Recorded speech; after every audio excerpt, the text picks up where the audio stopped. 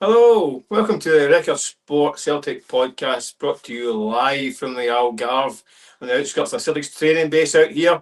Brought to you in association with our good pals, the NordVPN. Don't forget to check out the links below for all your deals, for your VPN needs. But I need to be here. Ryan, you guys are going to steal a march on me out in Algarve. It's sunny Algarve for days. I'm left at home, my bag of washing. I thought, right, I need to get my backside out here to catch up with you boys. So finally managed to make it. And now I'm playing catch up. You've been pestering Martin and Neil all week, haven't you? And the boys. Yep. So what's been happening? Fellas all in?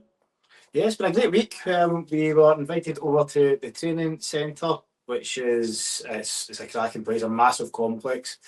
And we were invited in there. We spoke to Martin for a good half hour. His first proper sit down since he was appointed or reappointed Celtic manager. We spoke to a couple of players as well, but we've obviously got a story coming out from 6 p.m. tonight about Callum McGregor and also a wee bit about Maeda and Maeda and Engels as well. So I think we're going to have a wee chat about that, aren't we? Well, there's a few burning issues at Celtic, just a few, isn't there? When Martin Neil's inbox must be to the ceiling. So he'll be at Old Town Square tonight to 4 in the morning, like you boys have been all week. Absolutely. Tearing up the Old Town Square, or the Montechoros flip. But I mean, let's just start with the captain. It is a massive issue. We've seen last week talk about him changing the agent. Right away, that gets people thinking, well, why would you change your agent? You get 2 years in your contract left. He's the guy who do deals. So what's going on? Listen, it's not going away. The talk about Callum McGregor's future has been on for months and months and months. Link with Saudi's been there in the background. Obviously, the Brendan Rodgers factor has been mentioned. I was there in April when we sat with him, and he could have said, no, I'm staying, I'm going to be here next season, no matter what. He didn't.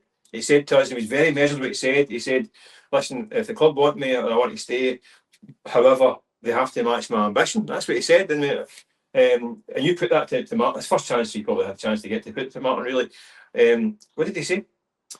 Like you say, you were at that press conference, and my personal belief is that I think Callum McGregor is so media savvy. You know how long we've spoken to him? 15 years. So what he said, I think, was probably planned and deliberate. So he knew it was saying it wasn't It was weird, by the way, because we were asked a few other things. It was right in the thick of the title race. There was lots to talk about, and he said, listen, this is the background. And he paused, right? He took a pause, he took a glass of water, and he took a big long sip of water. He thought he could see him compose himself. He's almost thinking, right, how am I answering this question? And his answer was really measured, really deliberate. It wasn't one of these things that, listen, we as big bad journalists get accused of twisting words and being a bit sneaky, trip guys up. You can't do that with Callum. Listen, we wouldn't do it with Callum McGregor. No, I've interviewed him since he was 21 years old. He sees the question from a mile off. So he wanted to say it.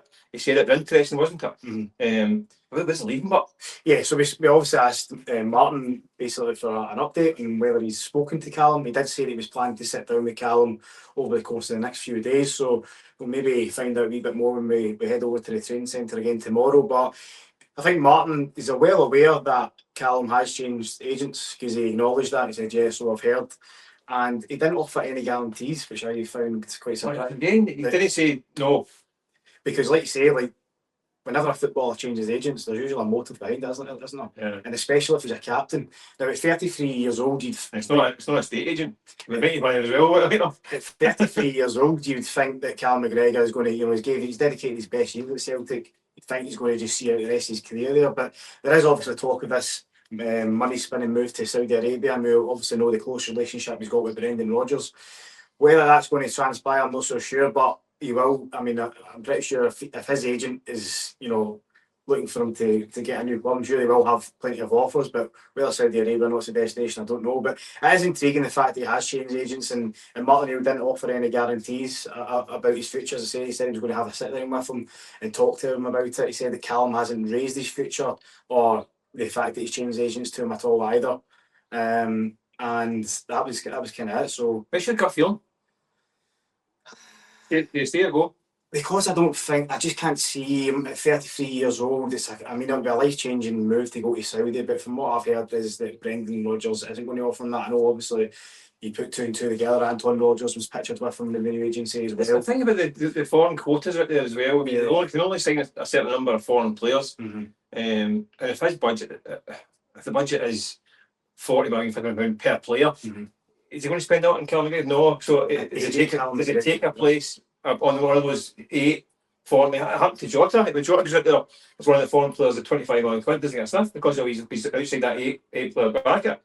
I just think, listen, I got a feeling he's going to think he'll be next season. I still think he'll be skipper. I think he'll be leading out the team next season, but I do think that he is a bit miffed with certainly how the previous transfer windows have gone, and especially the last 2. You could probably argue the last 3 or 4 have gone, and I don't think he's happy that they never got to play Champions League football last season, because Celtic really should have been there. You can say that Celtic belong at Champions League level, but that squad last season didn't belong to the Champions League. Yeah. So you really need to bring in quality additions to prove that you belong there. And obviously at the minute, Camilo Duran, they spent a chunky sum, £6 million, and it's a 5-year contract, so it's a show of faith. It should be the first of many coming in the door. But I think maybe Callum McGregor he's kind of just standing back, waiting to see what unfolds. But the best way to describe it, I think it's intriguing, the fact that he's changed agents, and I think, from what I understand, Callum's done a lot of his kind of own deals. I don't think he's actually had a firm representative by his side throughout his career. So yeah, it's maybe one to watch, but Martial didn't seem too worried by it, but I think he is obviously aware that that situation could change, and I think that's why he's going to hold talks with him. I mean, there's a bit of me thinks that the winning double last season was a heck of an achievement, and Callum McGregor was instrumental in dragging that team over the line, and nobody really expected it at times last season. He walks away with another 2 medals. He's the second most decorated player in the club's history. It's maybe not a bad way to kind of sign off. This is the start of a new rebuild. I mean, we don't know what the team's going to look like in 4 weeks. We don't know what it's going to look like next week. Things will be slow this summer, as it always is. If you're Callum McGregor, you think, am I going to be the guy who's having to drag this team through or not? And by the way it looks with the management, it's another season that looks like it's very kind of short term for another season. Then it's another new manager potentially next summer. Do you think, you know what, maybe a fresh challenge and a few quid wouldn't be the worst idea in the world? MLS is another option for another managing. Lifestyle, money. I don't know, if I'm advising them, I would maybe be thinking, thanks them off and off at sunset. I don't know. I know you know the character. And listen, Callum McGregor last season, spoken to during running, a bit of him perversely really enjoyed that. Hard as it was and as nerve-wracking as it was, that's when good players rise to the top, and he rose to the top big style. The wee spell when he was injured and people got that he's done. You're like, played 50 odd games again last season. He missed a couple of games. He had a bad game when he was struggling. His form in the season was outstanding. He goes to a major loss. I mean, sometimes fans have got that. You know what? He's part of the hill. I mean, to me, that just sounds utterly bonkers. Yeah, I mean, like you say, he's just turned 33. I think it was last month, end of last month. But how much was Callum McGregor relied upon across the entire season? I think he only missed 1 league game. I think, no, sorry, it was 2 games out of the 57 or 59 calendar fixture calendar he lost, he didn't play, which is absolutely, that's across, that's 3 different managers in charge. People maybe a wee bit kind of, not say scared, but memories of the Scott Brown going out a year too far, because Scott Brown in his last season wasn't the Scott Brown of the previous 10. The problem is that maybe people thinking they don't want to see the Scott Brown repeat. Yeah. This isn't Callum McGregor's problem, right? But Celtic don't have a succession plan in place. There's no natural successor to Callum McGregor. Well, they didn't have one for Scott Brown either. Well, Callum McGregor was the captain. But it's been for the final 3 years ago. Who's going to be the second guys like Kouassi? Callum McGregor, Ishmael Shoro, all these guys that were signed to be the next one that they're going to fill out for Scott Brown. And Tom Duke McGregor to come back and took that role on. But Callum McGregor's been the beaten heart of this Celtic team for the best part of a decade. There's nobody else that's ready to step in there unless you start. Maybe, I mean, if this was the plan, it should have been done a long time ago. I know that young Kyle Weir's one that Celtic rate highly, and he was out loaning in the air, but you can't just throw him in and expect him to somehow fill the void. That's not going to happen. So for me, there's no natural successor to Callum McGregor in the building. Captaincy wise, you might have a few candidates. You've got Kieran Tierney, Alistair Johnson, but maybe that's something that you could maybe use to try and persuade Alistair Johnson to stay. But he's another one that you're not quite certain that he's still going to be at the club. So I think Kieran Tierney would probably be the natural successor there. But as I say, it's no Callum McGregor's, it's not his problem. It's really Celtic's to get a replacement in the door. But at 33 years old, I mean, they should have a list of targets lined up. But it'll be interesting to see what happens. In terms of Callum, see if I'm Celtic hierarchy, Michael Dickerson and all these guys, I would actually be thinking now, you know what, give us another year, Callum.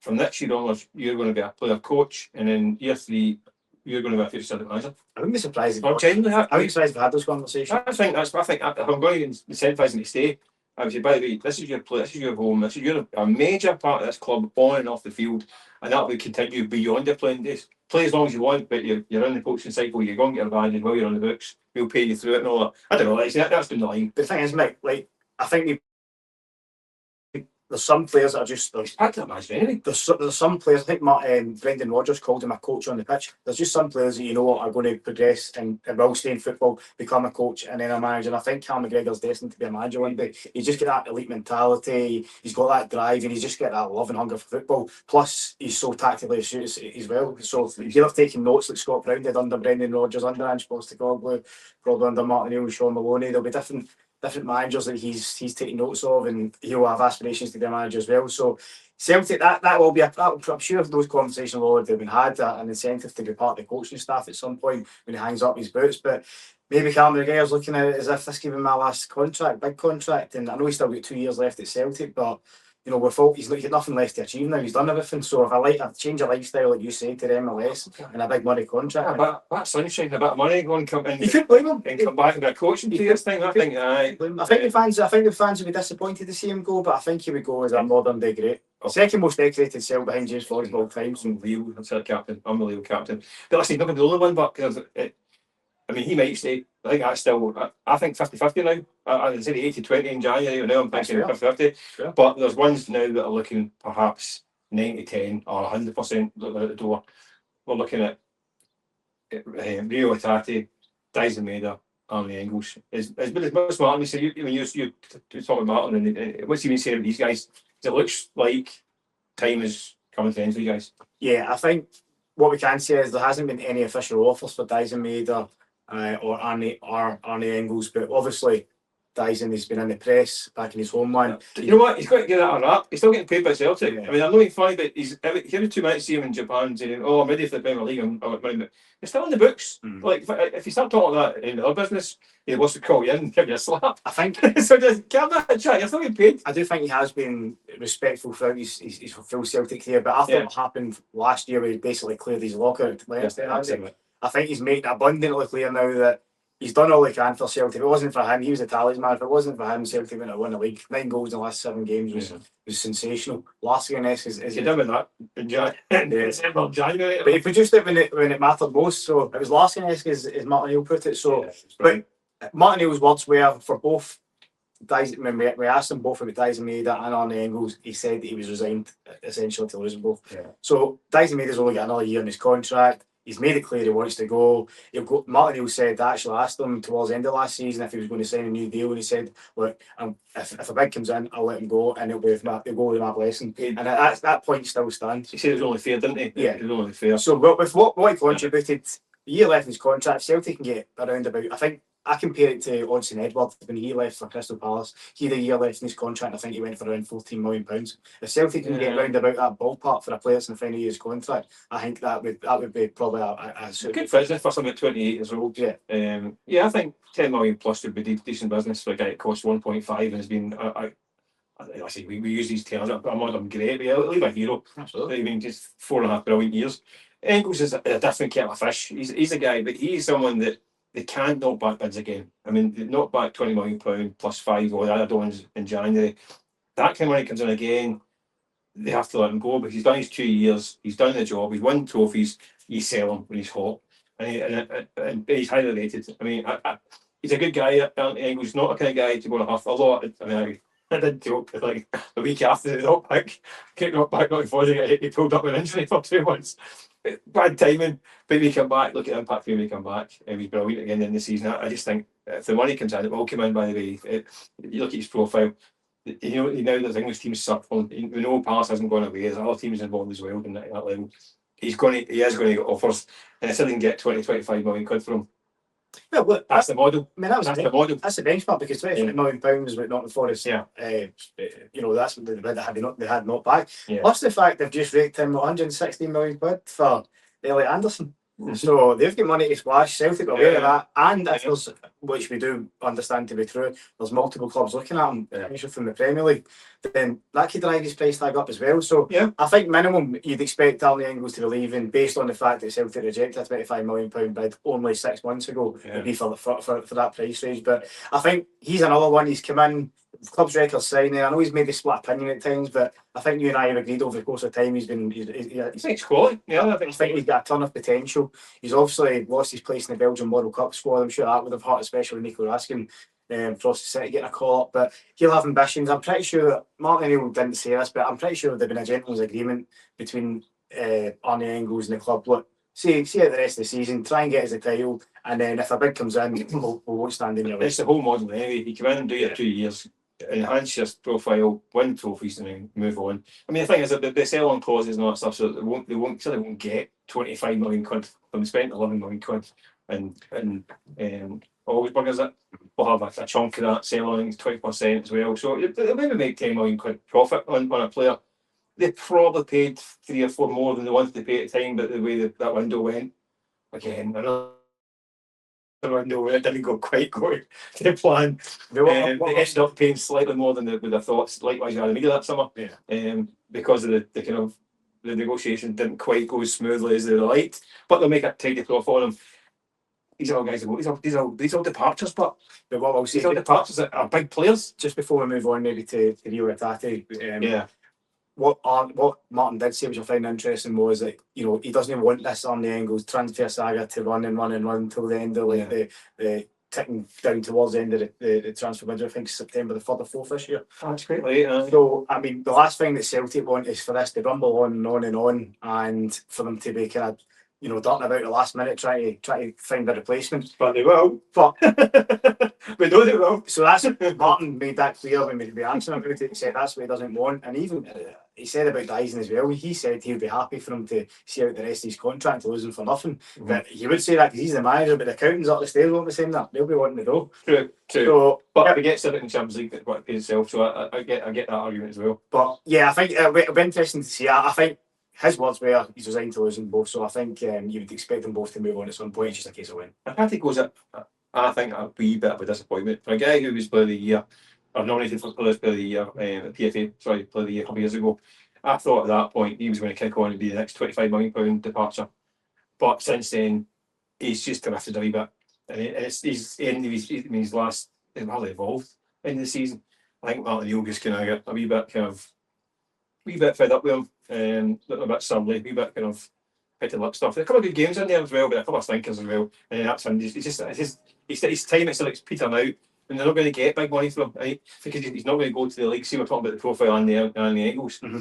He's not going to the Premier League because the teams at the bottom of the Premier League who would buy that kind of player can't afford to carry a guy who gives a ball away as often he does. Creates a bit of magic again, can hit a ball in a corner, can get the ball half turn, but gives it away too often. If you're a team, an Everton, a Fulham, a Crystal Palace, these teams are traditionally kind of mid-tier, bottom, English Premier League, can't have it. So likewise for the Championship, and the guys are going to be getting up the league. So I don't think English football. I think it would need to be. I think sending back to Japan, to be honest with you. Possibly. I think somebody, if he's looking for a top 5 league, I think one of our colleagues over here suggested that maybe a club like Udinese or something at the bottom half of the talent. Yeah, similar issues with possession-based football. I don't know. I think. I mean, there's no doubt his stock has fallen drastically. He had that purple patch. His old pal Ange's got a job in Saudi. I don't think he'll be like not going. So.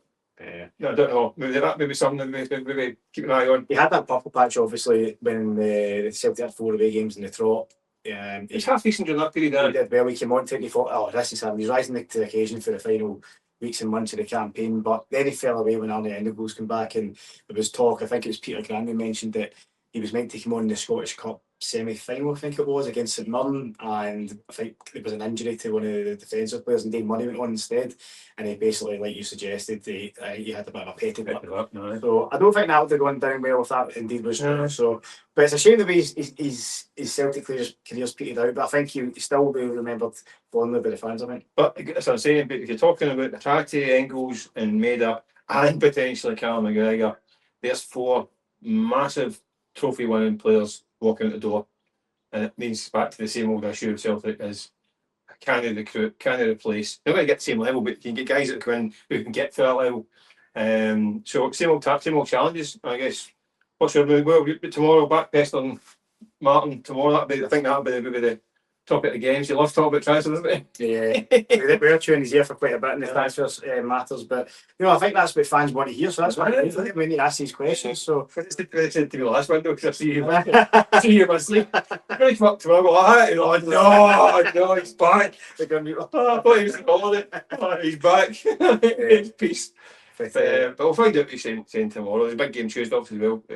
Sporting Lisbon. Stadio Algarve, like same as it was last year. That's a trick, haven't they? Not going back to Lisbon, playing there on the anniversary of the Lisbon Lions. Yeah. Some seems to me something's not quite adding up. They've got the strip that's apparently based on the tiles outside the ground or something like that, isn't it? No, is that so you think maybe something again there would be the idea for this thing rather than the old stadium Algarve, which is great by the way. It's these all you young guns can go to the old town square. I can go with my good book. Wish him all the best. He's good book. I'll get plenty of euros. I need to bail him out later on. But we'll wrap it up there. We'll catch up probably tomorrow, won't we? Yeah, we'll hope all going well. After we speak to the manager, maybe a player or two, we will hopefully host a pod from the training ground. So we'll see you tomorrow. If we can get the wee man bailed out of jail in time for tomorrow's podcast and talk to the Celtics crew, we'll be back to you tomorrow. Thanks for watching and listening as always and downloading. Clicking on the links as usual on your usual Spotify and YouTubes and all the rest of it. And don't forget, NordVPN are on board as well for your discounts for your VPN needs, internet security and all that stuff. Thanks a lot. Catch you tomorrow. Cheers.